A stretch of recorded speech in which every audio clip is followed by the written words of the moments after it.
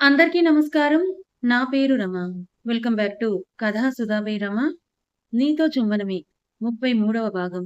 రచయిత సునంద రామ్ గారు. మరి మధుని తన ఆఫీస్‌కి సీఈఓని చేస్తానన్న సిద్ధు మాటలకి పరశురామ్ ప్రియ గారు ఎలా రియాక్ట్ అవుతారు? మరి మధు దీనికి ఒప్పుకుంటుందా? ఈరోజు ఎపిసోడ్‌లో ఏం జరగబోతుందో చూద్దాం. స్టోరీలోకి వెళ్ళే ముందు కథ నచ్చితే లైక్ చేయండి. అలాగే షేర్ చేయండి. హైప్ ఇవ్వండి. స్టోరీ ఎలా అనిపించిందో తప్పకుండా కామెంట్ చేసి చెప్పండి. మనవడి మాటలు వింటున్న పరశురాంకి తింటున్న గారె ముక్క గొంతుకు అడ్డం పడితే ఊపిరాడక విలవిల్లాడుతూ గట్టిగా దగ్గుతారు. అయ్యో తాతయ్య పొరబోయినట్టుగా ఉంది. ఇదిగోండి నీళ్లు తాగండి అని ఆయన నోటికి నీళ్ళ గ్లాసుని అందించి ఆయన కాస్త కుదురుకున్నారనుకున్న తర్వాత మళ్ళీ చెప్పడం మొదలు పెడతాడు సిద్ధు. మధుని నాతో పాటుగా ఆఫీస్‌కి తీసుకెళ్ళి తనకు వర్క్ నేర్పించి ఆఫీస్‌లోనే ఏదో ఒక పోస్ట్‌లో మొదట తనని జాయిన్ చేసి కాస్త వర్క్ ఎక్స్‌పీరియన్స్ వచ్చిన తర్వాత తనని సీఈఓని చేద్దాం అనుకుంటున్నాను. మనవడి మాటలకి ఈసారి మరింతగా మూర్ఛ వచ్చినంత పనవుతుంది. పరశురామ్‌తో పాటుగా ఈసారి త్రిపుర, ప్రియలకి కూడా. నోట్లో పెట్టుకున్న ముద్ద గొంతుకు అడ్డం పడటంతో ముగ్గురికి పొరపోయి ఊపిరాడక దగ్గుతూ ఉంటే ముగ్గురు తలలపై తడుతూ నీళ్ళ గ్లాస్‌ని నోటికి అందిస్తారు. పరశురామ్‌కి సిద్ధు, త్రిపురకి మనోహర్ గారు, ప్రియకి తల్లి సుమిత్ర గారు. వాళ్ళు ముగ్గురు కాస్త స్థిమితపడి కోలుకున్నాక సిద్ధు, అమ్మాయి ఇంకా చిన్నపిల్లే కదా! అప్పుడే తనకి అన్ని బాధ్యతల గురించి ఇంకా తెలియనే లేదు. మళ్ళీ కొత్తగా కంపెనీ బాధ్యతలు కూడా అంటే అమ్మాయికి కష్టమవుతుంది. పరశురాం ఇలాంటి అడ్డుపుల్లు ఏదో ఒకటి వేస్తాడని అనుకుంటూనే ఉన్న సురేఖ గారు ఆయన్ని తిట్టుకుంటూ నిలబడితే మధు మాత్రం ఏదో ఆలోచిస్తూ నిలబడిపోతుంది. లేదు నాన్నగారు, మధు చాలా తెలివైంది. తనకు బాధ్యతలు చక్కగా సరిదిద్దడం బాగా తెలుసు. అలాగే మన బిజినెస్‌లో అడుగుపెడితే దాన్ని కూడా తన తెలివితేటలతో, నేర్పుతో అక్కడ కూడా తను రాణిస్తుందనే నమ్మకం నాకుంది. ఇన్ని రోజులు నీ భార్య ఒక్కతే అనుకున్నాను. నువ్వు కూడా నీ కోడల్ని వెనకేసుకొస్తూ బాగానే నెత్తిన పెట్టుకుంటున్నావురా. తల్లి మాటల్లోని వెటకారానికి చిన్నగా నవ్వుతూ ఇందులో వెనకేసుకొని రావడానికి ఏముందమ్మా? మధు నా కోడలైనంత మాత్రాన తనని ఇంటికే పరిమితం చేయాలని నేనెప్పుడూ అనుకోలేదు. నాకు ఆజ్ఞ ఎలానో నా కోడలు మధు కూడా అలానే. మనోహర్ గారి మాటలకి కళ్ళనించా నీళ్లతో చూస్తూ ఉండిపోతుంది మధు. ఏమ్మా? ఏమోనయ్యా! ఈ చోద్యం నేనెక్కడా చూడలేదు. కోడలంటే కోడలుగానే చూసేవారు మా కాలంలో. మామయ్య కానీ, అత్తగారు కానీ వస్తున్నారంటే కాస్త దూరం నుంచే వారిని చూసి గజగజ వణికిపోయేవారు. వాళ్ళు కూర్చోమంటే కూర్చోవాలి, నిలబడమంటే నిలబడాలి. అదే ఇప్పటి రోజుల్లో అయితే అత్తా, కోడలిద్దరూ చట్టాపట్టాలేసుకొని తగుదునమ్మా అంటూ తిరుగుతున్నారు. కోడలంటే అత్తకి భయం లేదు. అత్తంటే కోడలికి గౌరవం లేదు. ఇక ఇంటికి మామగారు వస్తున్నారంటే అత్తగారితో పాటు కోడలు కూడా కూర్చున్న చోటు నుంచి లేచి నిలబడట్లేదు. అంత గౌరవం ఇస్తున్నారు ఇప్పటి వారు. బుగ్గలు నొక్కుకుంటూ చెప్తారు త్రిపుర బామ్మ. తల్లి మాటలకు మనోహర్ గారు చిన్నగా నవ్వి ఊరుకుంటారు కానీ తిరిగి సమాధానం చెప్పరు. ఎందుకంటే ఆయనకు తెలుసు తల్లితో వాదించిన తన వాదనను పట్టించుకోకుండా మరో వాదనకు తెరలేపుతుందని. అందుకే సైలెంట్‌గా ఉండిపోతారు. అవునా! అమ్మమ్మగారు పాపం అయితే మీ మామగారు, మీ అత్తగారు మిమ్మల్ని చూసి ఎంతగా భయపడ్డారో ఏంటో అని జాలిగా చెప్తున్న అజయ్ మాటలకు అందరూ పెద్దగా నవ్వేస్తే, రేయ్! నాకు వాళ్ళు భయపడటం ఏంట్రా సుంఠ. నేనే వాళ్ళకి భయపడేదాన్ని అని ఓ వైపు చెప్తుంటేను వినిపించావడం లేదా నీకు? కోపంగా చెప్తారు త్రిపుర. అవునా! అలా చెప్పారా అమ్మమ్మగారు? నేనింకా పాపం వాళ్ళే మీకు భయపడేవారేమో అనుకున్నానే. మీ గొంతు విని మీరింట్లోకొస్తున్నానంటేను భయంతో వాళ్ళు వణికిపోయేవారేమో అనుకున్నానే. అయితే కాదా? అని అమాయకంగా అడుగుతున్న అజయ్ మాటలకి ఈసారి నవ్వాపుకోవడం పరశురాంకి కూడా కష్టమవుతుంది. రేయ్ భార్గవ్! ఏం మాట్లాడుతున్నావురా? అని లేచి అతని దగ్గరికి రాబోతున్న త్రిపురను చూసి దొరకకుండా అటు ఇటు పరుగులు పెడుతున్న అజయ్‌ని పట్టుకోవడం ఆమె వల్ల కాక చివరికి ఆయాసపడుతూ సోఫాలో కూలబడతారావిడ. సీరియస్ మ్యాటర్ కాసేపు నవ్వులాటగా మారడంతో సిద్ధు పరశురాంతో చెప్పండి తాతయ్య మీరేమంటారు? నాన్నగారికి కూడా అభ్యంతరం లేదని ఆయన మాటల్లోనే అర్థమైంది. ఇకపోతే మీరు కూడా ఓకే అంటే మధుని నాతో పాటుగా ఆఫీస్‌కి తీసుకువెళ్తాను. లేదంటే అని చెప్పడం ఆగిపోయిన మనవడి వైపే చూస్తూ మరోసారి అడుగుతారు. చిన్నగా నవ్వుతూ ఏం లేదు తాతయ్య ఆ ఆఫీస్ మీ కష్టార్జితం. దాన్ని రూపాయి రూపాయి కూడబెట్టి ఎన్నో ఆటంకాలని, ఒడిదుడుకులని దాటుకుంటూ శ్రమకూర్చి ఇంత పెద్ద కంపెనీగా మార్చిందే మీరు. అందుకే మిమ్మల్నే అడుగుతున్నాను. మన కంపెనీ బ్రాంచెస్ చాలా చోట్ల ఉన్నా కూడా మధుని మన మెయిన్ బ్రాంచ్‌కి సీఈఓని చేయాలనేది నా కోరిక. ఇప్పటివరకు మన ఇళ్లలో మగవారే కానీ, ఆడవాళ్ళెవరు బయటికి వచ్చి ఉద్యోగాలు చేసింది కానీ, కనీసం కంపెనీ వైపొచ్చి చూసింది కానీ లేదు. అందుకే ఆ పాత తరహా ఆలోచనలన్నీ మార్చి, కొత్త తరహాలో మన ఇంటి ఆడవారు కూడా కంపెనీ బాధ్యతలని మగవారికి ధీటుగా తీసుకొని, వాటిని సక్రమంగా నిర్వర్తించడంతో పాటుగా తమదైన తెలివితో, నైపుణ్యంతో మనకంటే సమర్థవంతంగా బాధ్యతలను నెరవేరుస్తారని అందరికీ తెలిసేలా చేద్దాం. అందుకే మొదటి అడుగు నా భార్య మధుతి అవ్వాలని నా కోరిక. సిద్ధు మాటలకు అతనికి తనపై ఉన్న నమ్మకానికి, అలాగే కన్నీళ్లతో చూస్తూ నిలబడిపోయిన ఆమె దగ్గరికి వెళ్లి భుజం చుట్టూ చేతులు వేసి దగ్గరికి తీసుకోవడంతో అతని మరో చేతిని పట్టుకొని సిద్ధు వైపు చూస్తూ కళ్ళతోనే తన సంతోషాన్ని వ్యక్తపరుస్తుంది మధు. "నువ్వు చెప్పింది బాగానే ఉంది నాన్న. కానీ నాకు ఆలోచించడానికి కొద్దిగా సమయం ఇవ్వు" అని చెప్తున్న పరశురాంతో "అలాగే తాతయ్య" అని చెప్పేసి ఆఫీస్‌కి వెళ్ళిపోతాడు సిద్ధు. మగవాళ్ళందరూ ఆఫీస్‌కి వెళ్ళిపోవడంతో, ఇంట్లో మిగిలిన త్రిపుర పేపర్ చదువుతూ కూర్చున్న పరశురాంని చూసి ఆవిడ గదిలోకి వెళ్ళిపోతే, ప్రియ, ఆర్య తమ గదిలోకి వెళ్ళిపోతారు.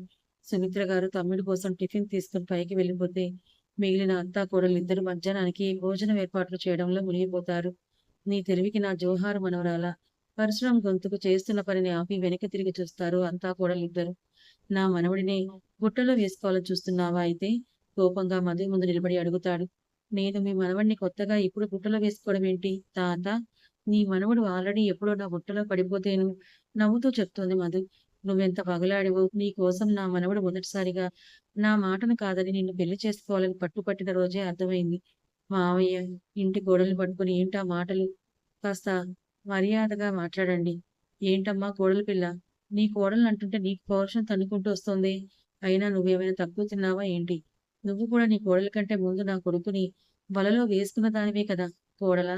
నువ్వు నాకు నీతులు చెప్తున్నావా? పరశురాం మాటలకి ఇద్దరికీ కోపం వస్తుంటే, ముందు మీరిప్పుడు ఇక్కడికొచ్చిన పనేంటో చెప్పండి. మాకు మీలాంటి మూర్ఖులతో వాదించాలని లేదు. ఏం కూసావే? నన్ను మూర్ఖుడినంటున్నావా? కోపంగా మధు మీదకి వెళ్తున్న పరశురాం ముందు నిలబడి, చూడండి మామయ్య, ఏదైనా ఉంటే మీ కొడుకు, మనవడు ఉన్నప్పుడు వాళ్ళ ముందు మమ్మల్ని మీరు అడగాలి అనుకుంటున్న ప్రశ్నలు అడగండి. అంతేకానీ ఇలా ఆడవాళ్ళిద్దరున్నప్పుడు మీరిలా పద్ధతి లేకుండా మాట్లాడడం ఏమీ బాగోలేదు. సురేఖ మాటల్ని పట్టించుకోకుండా, చూడు, నీ కోడలికి నీకు ఇంతకు ముందే చెప్పాను. బుద్ధిగా నా మనవడికి వండి పెడుతూ, వాడికి పక్క పంచుతూ బుద్ధిగా కాపురం చేసుకోమని. కానీ నీ కోడలు ఇదేమీ పట్టించుకోకుండా నా వ్యాపారంలోకి అడుగుపెట్టి, ఎన్నడూ లేనిది మా వంశంలో కొత్త పద్ధతులను తెచ్చి, వాటినే ముందు తరతరాల వారికి అలవాటు చేయాలని చూస్తున్నట్టుగా ఉంది. ఇదే కనుక చెయ్యాలని చూస్తే, నీ కోడలు ఇంట్లో ఉండడమే కాదు, అసలు ఈ లోకంలోనే లేకుండా పోతుంది. జాగ్రత్త. మరోసారి నా మనవడితో ఉద్యోగాలు చేస్తాను, ఊళ్ళేళ్తాను అని చెప్పకుండా బుద్ధిగా వంటింట్లో వంట చేసుకుంటూ, వంటిల్లు కుందేలులా ఉంటే తనకి నీకు ఇద్దరికీ మంచిది. లేదంటే నేనేం చేయగలనో నీకు బాగా తెలుసనుకుంటా సురేఖ. జరిగింది గుర్తొచ్చి భయంగా చూస్తూ నిలబడిన సురేఖ గారిని చూసి నవ్వుతూ, కాబట్టి నువ్వైనా నీ కోడలికి అర్థమయ్యేలా చెప్పు. లేదంటే ఆ తరువాత నేనేం చేయగలనో నీలాగే నీ కోడలికి కూడా అర్థమయ్యేలా చేస్తానని కోపంగా చెప్పి అక్కడి నుంచి వెళ్ళిపోబోతున్న పరశురాం అడుగులు ఆగిపోతాయి. పెద్దగా చిటికి వేస్తూ, "హలో ముసలోడా" అని పిలుస్తున్న మధు పిలుపుకు, "అయిపోయాయా నీ బెదిరింపులు" అని చిన్నగా నవ్వుతూ పరశురాం ముందరకు వచ్చి నిలబడుతుంది మధు. తన వైపే ఎర్రని కళ్ళతో కోపంగా చూస్తున్న పరశురాం చూపులు ఏమాత్రం పట్టించుకోకుండా అతని వైపే సూటిగా చూస్తూ, "ఏమన్నారు? వంట చేసుకుంటూ వంటింటి కుందేల్లా పడుండాలా? సిగ్గు లేదు అలా చెప్పడానికి? వయసు పెరిగితే సరిపోదు, బుద్ధి పెరగాలి. అయినా బయట నువ్వు చెప్పే సారంగ నీతులేంటి?" అని మొబైల్ ఓపెన్ చేసి పరశురాం ముందు పెడుతూ ఆయన చెప్పిన ప్రసంగాల్ని ఆయనకే వినిపిస్తుంది. ఆడవాళ్ళందరూ ఇళ్లకు పరిమితం కాకూడదు. వాళ్ళు కూడా మగవారికి సరిసమానంగా అన్ని రంగాల్లో రాణించాలి. దానికోసమే నేను పార్టీలోకి రావాలనుకుంటున్నాను. ప్రజలకు సేవ చేయడంలో పాటుగా ఆడవారికి కూడా వారికి సమాన హక్కులని కల్పించడమే నా మెయిన్ మోటో. అందుకోసమే నేను రాజకీయాల్లోకి అడుగు పెట్టాలనుకుంటున్నాను. నన్ను, నా అక్క చెల్లెలు అందరూ మీ మద్దతు కూడా నాకిచ్చి నన్ను మొదటగా మీరే గెలిపించాలని అందరి ముందు ప్రసంగిస్తున్న ఆయన మాటల్ని ఆయనకే వినిపిస్తుంది. పెద్దగా నవ్వేస్తుంది మధు. "వాహ్ తాత, ఎంత బాగా చెప్పావు. దెయ్యాలు వేదాలు వల్లిస్తున్నట్టుగా లేదు" అంటున్న మధు మీదికి చెయ్యి లేపడంతో అది మధు చెంపని చేరకముందే గాల్లోనే ఆపుతుంది మధు. "ఏంట్రా ముసలోడా, నువ్వు చెయ్యలేక కొడుతుంటే కొట్టించుకోవడానికి నేనేమి ఇప్పుడు నీ మనవడి పెళ్ళాన్ని కాదు. మా నాన్న ప్రభాకర్ కూతుర్ని. మరోసారి నా మీదకు చెయ్యి లేపితే, నా చెయ్యి కూడా నీ చెంపను తాకుతుంది గుర్తుపెట్టుకో. ఇన్ని రోజులు నీ వయసుకు విలువని ఇద్దామనుకున్నా కానీ, ఈ రోజు నువ్వు మాట్లాడిన మాటలతో ఆ విలువను పోగొట్టుకున్నావు. ఏమన్నావు? కొత్త పద్ధతులను తీసుకురావద్దా? ఖచ్చితంగా కొత్త పద్ధతుల్ని తీసుకొస్తాను. నీ మనవడితో పాటుగా బిజినెస్‌లోకి అడుగు పెడతాను. నన్ను నేను నిరూపించుకుంటూ నీ అసలు రూపం ఏంటో నీ మనవడితో పాటుగా అందరికీ తెలిసేలా చేస్తాను. నువ్వేం చేసుకుంటావో చేసుకో అని సవాల్ విసిరి అక్కడి నుంచి వెళ్ళిపోతుంది మధు. మధు మాటలకి ఇంకేం మాట్లాడకుండా కోపంగా సురేఖ గారి వైపు చూపు చూసి బయటకు వెళ్ళిపోతాడు పరశురాం. అప్పటి వరకు జరిగింది చూసిన సురేఖ గారు తల పట్టుకొని కింద కూలబడిపోతారు. పరశురాం ఏం చేస్తాడు ఏంటో అని భయపడిపోతూ, అయ్యో మధు ఎంత పని చేశావు తల్లి. పోయి పోయి ఓ మనుషుని రాక్షసుడికి ఎదురెళ్ళాలనుకున్నావు. వాడికి మనుషులన్నా వాడి ప్రాణాలన్నా లెక్కలేదు. అలాంటి వాడిని రెచ్చగొట్టి తప్పు చేశావు మధు అని బాధపడుతూ తన కోడల్ని వాడు ఏం చేస్తాడో ఏంటో అని భయపడుతూ ఉండిపోతారు ఆవిడ. సిద్ధు గారు చాలా థ్యాంక్స్ అండి. నా మనసులో ఉన్న మాటని నేను చెప్పకముందే మీరే అర్థం చేసుకొని అందరితో మాట్లాడి నన్ను కూడా మీతో పాటుగా ఆఫీస్‌కి తీసుకెళ్లాలని మీ తాతయ్య గారిని ఒప్పించాలని చూశారు. ఇందులో నువ్వు నాకు థాంక్స్ చెప్పాల్సినంత అవసరం ఏముంది మధు? ఇంకా నిజం చెప్పాలంటే ఇందులో నా స్వార్థం కూడా లేకుండా పోలేదు. స్వార్థం ఏంటన్నట్టుగా అర్థం కాకుండా చూస్తున్న మధు చేయి పట్టుకొని దగ్గరికి లాక్కున్న సిద్ధు ఆమె చెంపపై పెదవులతో రాస్తూ, ఇంట్లో అయితే కొన్ని గంటలు మాత్రమే నిన్ను చూస్తూ నీతో టైమ్ స్పెండ్ చేస్తున్నాను. అదే ఆఫీస్‌లో అయితే 24 గంటలు నువ్వు నా కళ్ళ ముందే ఉంటావు కాబట్టి ఎప్పుడు కావాలంటే అప్పుడు నిన్ను చూసుకుంటూ, మూడొస్తే ముద్దు పెట్టుకుంటూ ఉండొచ్చు కదా! అదే నా స్వార్థం అని చెప్తున్న సిద్ధు భుజంపై ఒక్కటేస్తుంది మధు. చాలులెండి మీరు మీ మాటలు. ఇప్పుడు నిజం చెప్పండి. ఏ మధు, ఇందులో అబద్ధం చెప్పడానికి ఏముంది చెప్పు? నా భార్య ఏమీ వంటింటి కుందేలు కాదు. తనకంటూ లైఫ్‌లో ఓ యాంబిషన్ ఉందని తెలుసుకోలేనంత స్వార్థపరుడు కాదు నీ మొగుడు. సిద్ధు మాటలు కళ్ళ నిండా నిండుతున్న నీళ్లతో మీలాంటి భర్త దొరకడం నిజంగా నా అదృష్టం సిద్ధు గారు. ఏయ్! ఎందుకమ్మా ఏడుస్తున్నావు ఇప్పుడు? లాలనగా అడుగుతూ మధు కన్నీళ్లు తుడుస్తున్న సిద్ధు గుండెల్లో గువ్వపిల్లలా ఒదిగిపోతుంది. అదృష్టవంతురాలివి నువ్వు కాదు. ఎటువంటి కల్మషం లేని నీలాంటి భార్య దొరకడం నా అదృష్టం మధు. సిద్ధు గారు మీరు నాకో మాటిస్తారా? గుండెలపై ఉన్న మధు తలను మాత్రమే పైకెత్తి ఓరగా చూస్తూ అడుగుతుంది. ఏంటి అన్నట్టుగా చూస్తున్న సిద్ధు చెయ్యి పట్టుకొని తన చేతుల్లోకి తీసుకుంటూ, మన మధ్య ఎన్ని మనస్పర్ధలు, కోపాలు, అలకలు ఉన్నా కూడా మీరెప్పుడు నా చెయ్యి విడిచిపెట్టనని నాకు మాటివ్వండి సిద్ధు గారు. ఏంటి మధు కొత్తగా అడుగుతున్నావు? ఈ సిద్ధు ఈ మధు లేకుండా ఉండగలడని నువ్వు అనుకుంటున్నావా? మధు కళ్ళలోకి సూటిగా చూస్తూ అడుగుతున్న సిద్ధుతో, నా ఉద్దేశం అది కాదు సిద్ధు గారు. కాలం ఎప్పుడు ఒకేలా ఉండదు కదా! మనం ఎంత మంచిగా ఉన్నా కూడా మన చుట్టూ దుష్టగ్రహాలు తిరుగుతూనే ఉంటాయని పరశురాముని గుర్తు చేసుకుంటూ, అవి ఇతరుల సంతోషాన్ని ఎప్పుడు నాశనం చేయాలనే చూస్తుంటాయి. ఒకవేళ మనిద్దరి మధ్య అలాంటిదేమైనా జరిగితే మీరు నన్ను వదిలిపెట్టను అని నాకు మాటివ్వండి సిద్ధు గారు. మధు కళ్ళల్లో ఏదో తెలియని బాధ, భయం కనిపిస్తుంటే అలాగే మధు. మనిద్దరి మధ్య ఎలాంటి సమస్యలు రావు.